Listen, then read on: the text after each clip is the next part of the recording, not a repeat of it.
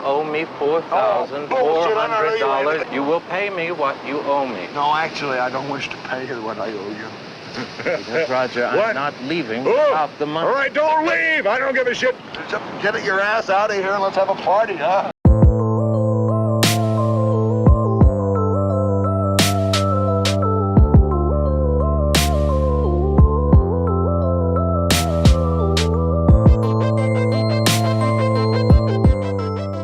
The Long Goodbye is a film that came out in 1973 that's directed by Robert Altman. So, The Long Goodbye is a $50 Patreon request that comes from my good friend Mitchie. He is no other than my friend from a land down under, and I really appreciate his patronage, even though I am considerably late on a lot of his requests. But it's actually kind of perfect timing, at least when it comes to The Long Goodbye in particular, because today is Robert Altman's birthday. And, you know, Robert Altman's a filmmaker that I've only kind of recently started getting into. So far I've seen Shortcuts, which is a film that I love. Three Women, also love that film, have a review for that as well. Nashville is a film that I watched and reviewed recently, also enjoyed that. And I've also seen The Player. So, over the past 5 or 6 months, I've been really getting into Robert Altman stuff. I can't really choose between Shortcuts or Three Women being my favorite Robert Altman film.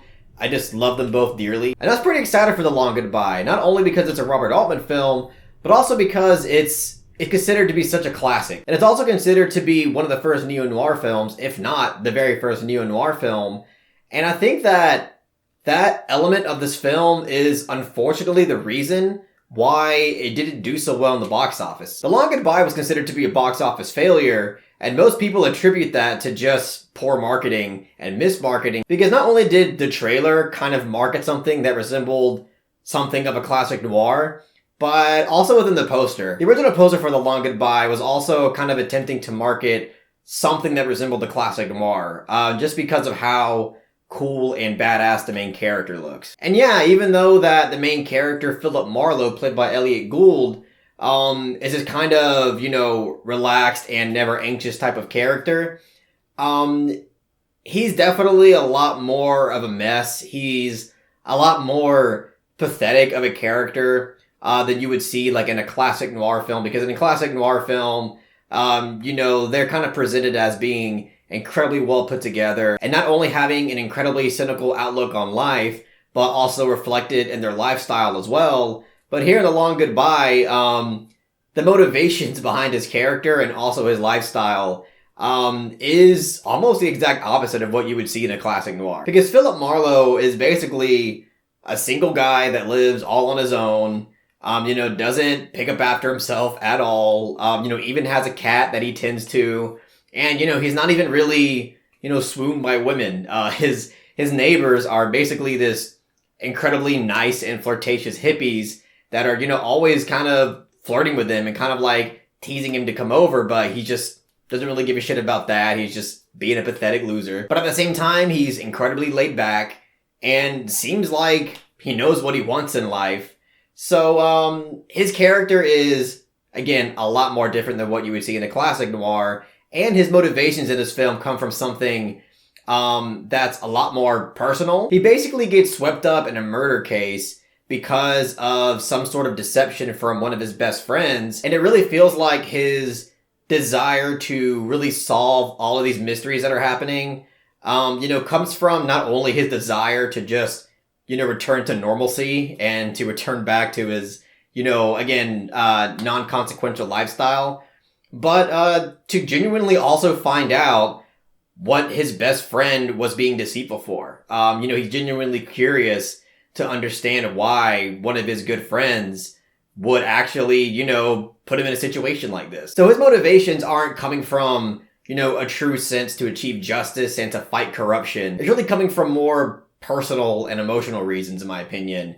But one thing that I really liked about this film, and honestly one thing that I just really like about neo-noirs, and I guess noirs in general, is that a lot of them revolve around a main character who is refusing to accept the mainstream narrative for what it is. In a way, it's basically a conspiracy type concept. That's the case with a lot of neo-noir films, is that, they're essentially paranoid and they feel like, there's always something more than, what is being fed to them initially. And the more they explore these mysteries, the further down the rabbit hole they go, to the point where it seems like everything seems unrelated, but at the same time, everything seems to fit together in some way. And that's something that I really like conceptually out of neo-noirs. And it wasn't really until, I feel really dumb for this, but I'm gonna go ahead and admit it, but it wasn't until I watched The Long Goodbye that I realized not only is The Big Lebowski essentially a neo-noir film, but it's also spoofing neo-noirs in a way. And it seems to me that films like The Big Lebowski and even a film like Inherent Vice took strong influence from The Long Goodbye.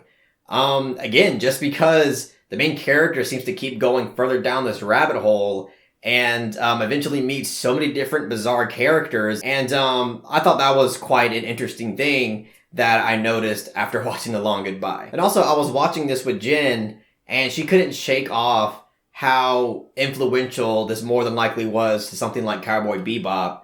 Not only within the character design and the personality of the main character, but also with the use of jazz music in the opening of this film. And I really liked that this film chose to focus on themes of deception, because that is something that, again, is kind of a recurring theme in most neo-noir films.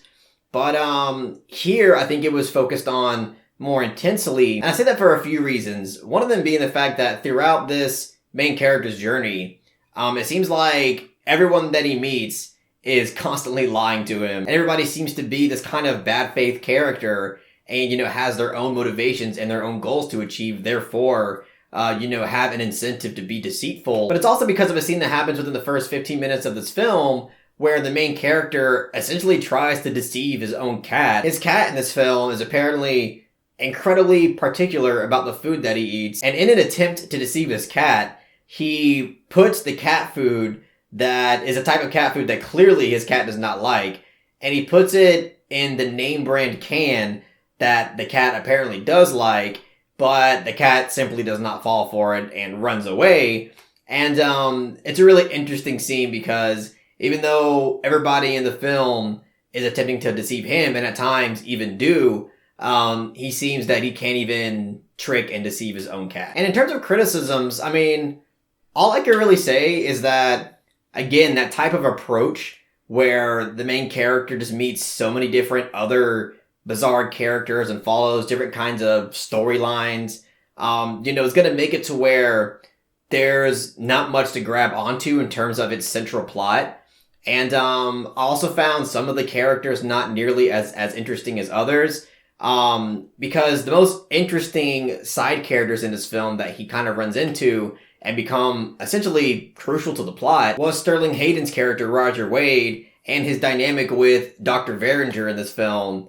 Because again, it kind of goes hand in hand with how bizarre this dynamic is. Because you wouldn't really normally see a doctor who is half this man's size, kind of have more power and leverage over this person. Yeah, so overall, there are characters in this film that I really dug. There's a handful of them that I didn't find that compelling. I did like the main character, I like his character design, and I just like how he's written, and I like how he's embodied by Elliot Gould. And also, I just highly admire and respect how incredibly influential this film is to a bunch of other films that I really love, especially The Big Lebowski. That's one of my favorite films of all time. And I feel like without a film like The Long Goodbye, we probably wouldn't have The Big Lebowski. So I'm going to give The Long Goodbye a very strong 7 out of 10.